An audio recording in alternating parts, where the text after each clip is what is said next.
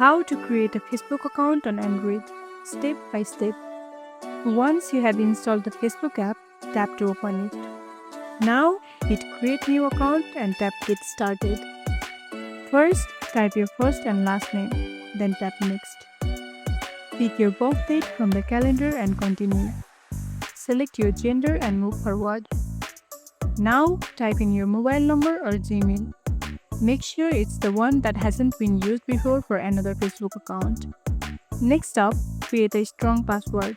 Something easy for you, tricky for others. Now, choose if you want Facebook to save your login information or not. Tap Accept to accept Facebook's terms and policies.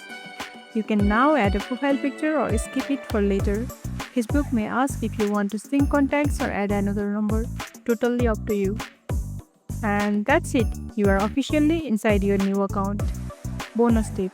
You can later customize your profile, add friends, and adjust privacy settings for a safer Facebook experience. If you found this tutorial helpful, don't forget to like this video, subscribe, and tap the bell icon so you never miss an update. See you in the next one.